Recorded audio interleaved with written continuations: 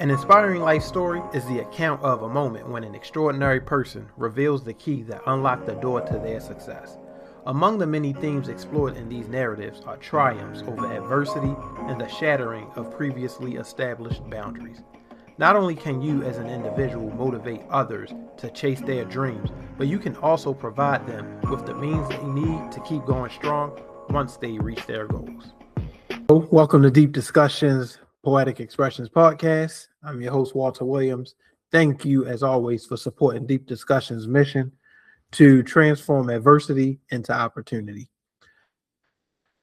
As always, want to just show my appreciation to those of you who support Deep Discussion as we continue to grow, continue to advance our mission.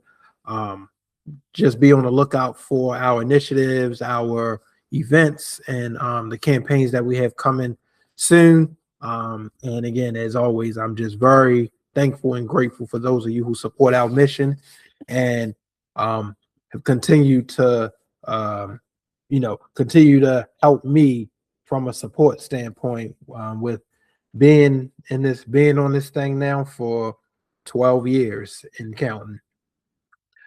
As you know, I like to start every podcast episode off with a poem, and then we're going to dive right into the details of today's topic. This poem is called Perception. You heard that right. Peeking through the bush, sight slightly skewed, facing down a challenge I never even cued. Tracking every movement, my hesitation calls, never once admitting it ain't my weight at all. Reckless on the surface, but instinct keeps me laced. They claim I'm projecting. I say I'm embracing my space. And if our worlds collide, in the truth you chase. Stand firm when it greets you. Don't let it shake your grace. I felt called today to talk to you about the concept of being consulted versus being confronted. Oftentimes we live in a society where, people form opinions of others, become judgmental and, think that they know enough about somebody to put them in a certain category, to have a certain description of them or whatever the case may be.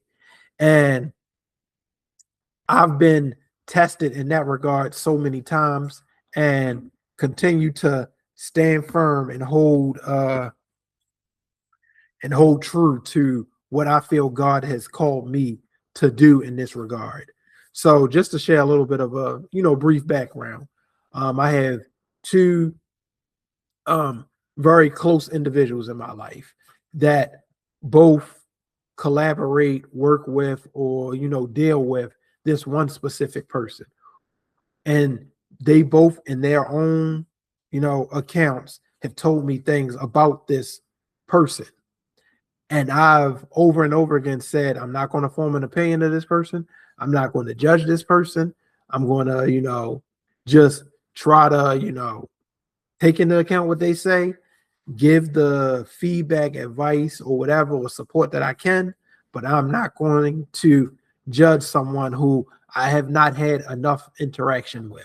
Now, I've had a few encounters with this person, but in my opinion, not enough to form a judgment. So there have been times where I felt the urge or desire to consult or confront this person. But because of my relationships with the other two people, I, held back and just said, hey, since I can't talk to this person and, out of respect for these two, I'm just going to, kind of like stay even keel about it. But I felt called to talk to you about this because in this instance, this is where it showed up the most, but I've seen it show up in other instances too with other people who I know who don't get along.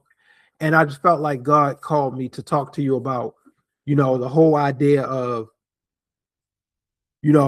forming opinions of people, trying to protect your peace and thinking you know enough about this person. So, just pushing this person off or, just like dismissing this person or whatever the case may be. oftentimes what happens is when we feel like a certain person is a problem, and if that person knows we think they're a problem, they want to be consulted. They don't want to be confronted. And I went and looked up, as I like to do, because as a poet, we love to look up definitions to read them verbatim, even though we know what the words mean. I looked up the words consult and confront just to refer to them for today's episode. And consult means to have regard to or ask the advice or opinion of. To confront means to face and deal with boldly and directly, to present for acknowledgement.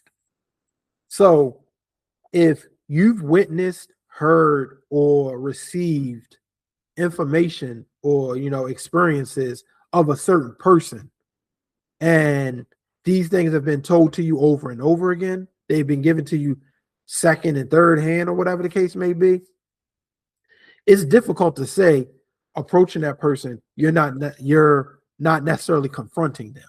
And that's why it's sometimes you got to be careful with the battles you choose to walk, because in that case, given the circumstances that I just shared with you, I would be confronting this person. I can't consult with them, because what advice are they going to give me? Or what can I really look to them to provide me, except for information of their encounters with my friends? Then that becomes drama, and I obviously am not prescribing to that. So I say that in a roundabout way to say we live in a world now where when you witness certain behaviors of someone, or you are witnessed by other people, and in some way, shape, or form, those interactions or indirect encounters lead to someone approaching the other person, and they need to be confronted. I'm just going to put it on Front Street here. People need to be confronted and accept being confronted, because if your actions or your behaviors comes off as harmful, as distasteful, and it's happened over and over again and has offended, upset, or hurt multiple people, then why would I consult you? Why would anyone consult you? And though it may hurt, sometimes you need to be confronted, because confrontation does not have to always be looked at as, this negative thing of you being torn down. Confrontation does not have to consist of name calling, derogatory comments, blame, and all of that stuff.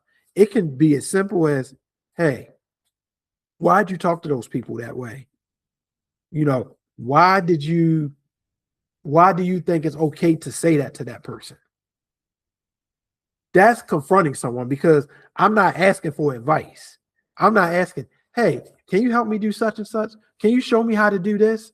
The problem is when you ask someone, why did you talk to that person that way? That turns into them feeling attacked. And the thing about it is, if someone asks you that and you have a perfectly good reason for saying it, why would you feel attacked? Give them the answer and then move forward with it. Or engage in the dialogue and speak from your position. But what happens is people sometimes double down on their negative actions or their negative thoughts about certain things. And when being confronted, people take that again as an attack. But sometimes you need to be confronted, and being confronted does not mean being attacked. It can mean being brought to recognize the implications of your actions, because being made aware of the things that you're saying and doing and how it's upsetting, hurting, or affecting other people. And to not accept being confronted is to want to continue to walk down this path, continue to be this person that is in denial, not taking accountability, not wanting to self-direct or redirect your actions. And I've noticed this in so many indirect encounters. And the reason I felt inspired to talk about this is because sometimes I'm one of those people that want to confront people about their actions or about who they are, how they are, and what, how they make other people feel. But I'm not innocent in no regards. I'm sometimes hesitant because I don't want to dismantle or, ruin the relationships I have with those people. And that's a problem that I have. I should be able to speak firmly to these people based on things that I had and go to them and say, hey, did you ever think that saying such and such to this person is making them feel that way? But that's how I am with those people that I know of, and not necessarily the person who I don't know about. And it's a very convoluted subject matter or, topic, but it's something that I felt God placed on my heart to speak on for a reason. Because when I experience adversity, I don't only tell you the story of how I got through it and what I learned from it, but there could be some things that I'm going through at the moment, like this, where I'm seeing things, trying to learn things, trying to figure things out. And I share with you what I'm being told at the moment. And this is speaking to my heart so much that I felt like God called me to be in front of the camera and behind a microphone to talk about it. So in this space that I'm in right now, I want to confront people, but certain people don't like being confronted. Now, the two people that has the mutual friend that I know of, they're okay with being confronted. But the thing about it is they're clearly not the issue or they're not the problem. It's the mutual party. And I don't know how to, or don't even know if I can or should confront that party, because it's easy for someone to continue to walk in this negative light when they're getting, biased opinions.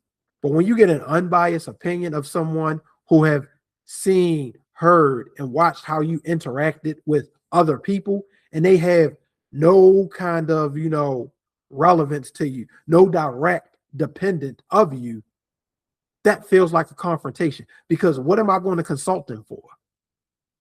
And people don't want to be confronted.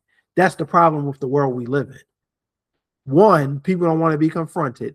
And two, confrontation is looked at as shaming somebody. But it doesn't have to always be that way. Just like disagreeing does not have to always be looked at as telling somebody they're wrong. You just don't agree with them. The last thing I'm going to say on this topic before we get into spiritual relief is when called to share a message with someone about how their behaviors, their actions, or their attitudes to those around them are, hurtful, harmful, or negatively impacting a certain group or society or community, you're only adding to the problem. And that's me not only talking to you if you're, this is a message that you're receiving, but that's me talking to myself too. And I can't tell you how many times over and over again I wanted to talk to these certain people who I know are saying, doing, and showing things that not only the person they're directly harming or hurting is seeing, they're things that I'm seeing. Someone that is either close to them in one case, or someone that is not close to them, but close with the people they're impacting in another case. And I feel as though maybe in this moment, God is trying to tell me my voice is stronger than I realize. Maybe God is telling me I have a stronger presence in the lives of certain people than sometimes I think. I don't know. But I'm a very humble person and sometimes have a hard time seeing that. But whatever the case, God, I feel, is telling me, as I'm going to speak on spiritual relief, that I need to somehow, some way get the message out there to certain people that I see are harming or hurting a community or a group of people that I care about, that I love, that I cherish, all of those things. Because who's to say that person is not worth being loved, cared about, and cherished if I don't establish that healthy confrontation with them? So now I'm going to segue over to spiritual relief. And today I'm reading from Proverbs chapter 27 and verses 5 through 6. Better is open rebuke than hidden love. Wounds from a friend can be trusted, but an enemy multiplies kisses. So what that verse says to me is, when obviously better is open rebuke than hidden love. It's better to let someone know how you feel about them, whether good, bad, or indifferent, than to, not let them know, but continue to act off of those feelings. So if you don't like somebody, don't care for somebody, or whatever the case may be, then stop interacting with that person. Let that person be. Don't be in the same room as that person if you can help it. But if you have to be in spaces with that person, if you share common initiatives and, common missions with that person, then it's best that you go ahead and talk to that person. It's God's calling that you do that, because you do not know how much of an impact you can be on somebody if you let them know about themselves. And it does not have to be an attack. So it is better to go and, confront someone about who they are than to, continue to remain, sneaky, secretive, and, talking about them behind their back. And the second part of the verse says, wounds from a friend can be trusted, but an enemy multiplies kisses. So the enemy multiplies kisses is the part that I'm going to really emphasize here. When it says an enemy multiplies kisses, that to me says an enemy, continues to, live off of and, kind of like seep into those negative actions or those, negative encounters, and use that as fuel to dislike that person more. If a person is doing something you don't like, give that person an opportunity to correct their behaviors instead of using that negative action of that person to fuel, hype, or lift up your energy. Because just like we get energy off of positive things, sometimes people feed into negativity as well. So knowing that someone is harmful and mistreats others, and having something to say about it and going back and telling other people about it, can sometimes create this, like not humility, because that's definitely not that, can create this like ego. Basically, it can force people to feel bigger of themselves than they really are. So if this one person is mistreating a bunch of people, and then I go in and join with the crowd and just say, yeah, that person is horrible, they are mean, they're nasty, they shouldn't do this, they shouldn't be able to do that, instead of just going to that person and say, hey, why are you like that? Why do you treat these people that way? What's going on with you? And that's the admirable and noble thing to do. Approach the person, as opposed to going against that person and joining with the crowd. That's the flesh. The godly thing to do is to bring God's message to that person instead of, again, multiplying kisses. Excuse me. So that's the message that I have today. Again, and with the poem Perception, if you didn't figure it out already, it's perception mixed with skepticism. Oftentimes we are skeptical of who people are, how they behave and how they act. So we create this perception and base it off of things that we have not personally encountered, but based off of things we've heard, things we've seen, but not necessarily things that we felt or, received or experienced directly. So be like God and learn the person. If it's someone that is significantly involved in your life. And it does not necessarily mean that you deal with this person directly. It can be someone that interacts with people close to you. If you're going to see about, hear about, and know about this person over and over again, and you get tired of, hearing the so-and-sos about them, you got two things to do. Either you challenge those that you know to go say something to them and call them out on that stuff and get them together. Tell that person, look, if you ain't going to say nothing to them, or if you ain't going to get them corrected, stop talking to me about it. Or you can go to the person yourself and say something. That's the noble thing to do. But sometimes you don't want to burn bridges and step on people's toes then doing that. So it's up to you to talk to somebody and challenge somebody to right the wrong in the situation. Thank you, as always, for tuning into the Poetic Expressions podcast. You can follow me on all social media platforms. Visit my website, deepdiscussion.org, to learn more about the initiatives, the programs that we're doing. And if you'd like to be a guest on the podcast, hey, I'm always looking for conversations that are compelling, meaningful, and inspiration to the audience. So you can contact me at Thrive Forward, THRIV as in Victor, E, forward at deepdiscussion.org, or you can call or text me at 443-744-5406. Thanks as always for your support. Until next time, stay inquisitive, stay positive, stay connected to God, and take care.